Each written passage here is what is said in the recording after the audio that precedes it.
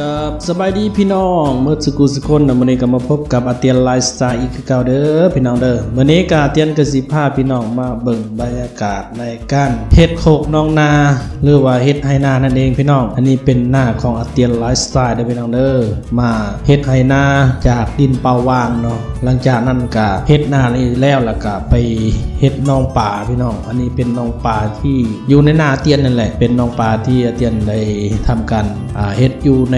ห้องเนาะเมื่อก่อนพอเพิ่นเคยปานด้วยมือเนาะพี่น้องปานมือแล้วก็หลังจากนั้นก็จ้างคนมาขุดให้หรือว่ามาปานให้มันเป็นห้องน้อยๆพี่น้องหลังจากนั้นแหละปานพายแล้วเนาะคือว่ามนุษย์พายนี่คือเนาะพายหรือว่าน้องสะนั่นเองพี่น้องจานาเตียนก็ทำการจ้างให้กับเจ้าบุกเบิกป่าเพราะว่าอยู่นี่นะพี่น้องมันเป็นป่าใหม่แบบทึบพี่น้องแล้วก็มาบุกเบิกป่าเพื่อสิได้เฮ็ดสวนมันหรือว่าสวนสับปะหลังก็ว่ากันไปพี่น้องเอ้ยนี่หลังจากบุกเบิกป่าแล้วเตียนกันมา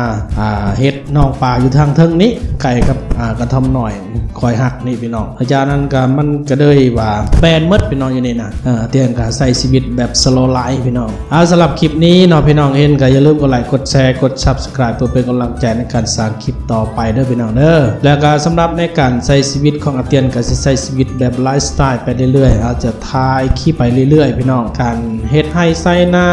การไปในเมืองหรือว่าการเที่ยวเลาะกินเข้าตามป่าตามดงหรือว่าเฮ็ดเทศกาลอย่างต่างๆก็ไปหมดพี่น้องเฮ็ดยังกระท้ายพี่น้องเอ้ยเพื่อยังเพื่อว่าให้ญาติพี่น้องเฮาหรือว่าผู้ที่อยู่ในเมืองหรือว่าเครียดจากการเฮ็ดงานเนาะอยากใช้ชีวิตแบบนี้อยากเฮ็ดแบบนี้ก็เข้ามาเบิ่งคลิปอาเตียนแล้วก็คือว่ามีความสุขก็แล้วแต่บางคนก็อาจจะว่าบ่มักสไตล์นี้เนาะบางคนก็มักเนาะมันก็แล้วแต่เนาะเพราะว่าแต่ละคนมันก็บ่คือกันพี่น้องเอ้ยเพราะฉะนั้นแล้วก็การใช้ชีวิตแบบไลฟ์สไตล์มันก็ต้อง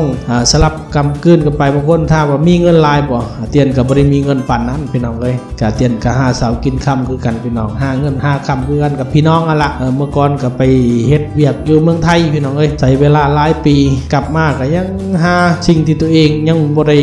มันยังบ่พอในสิ่งที่เฮามักนะพี่น้องคือว่าเฮายังเป็นเอิ้นว่ายังหาเงินไปวันๆพี่น้องเพื่อสร้างชีวิตของตัวเองบ่ว่าภัยคือกันหมดทุกคนก็ลงท้ายด้วยเงินนั่นล่ะพี่น้องเอ้ยสำหรับคลิปนี้ก็อย่าลืมกดไลค์กดแชร์กด Subscribe เพื่อเป็นกำลังใจให้กับอาเตียนไลฟ์สไตล์เด้อขอกราบคำว่าสบายดี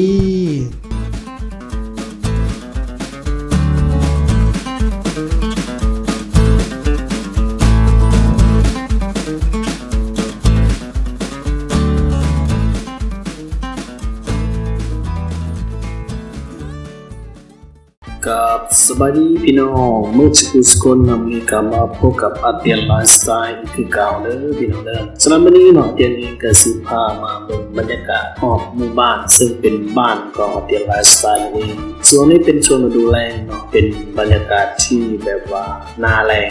มันบ่ค่อยมี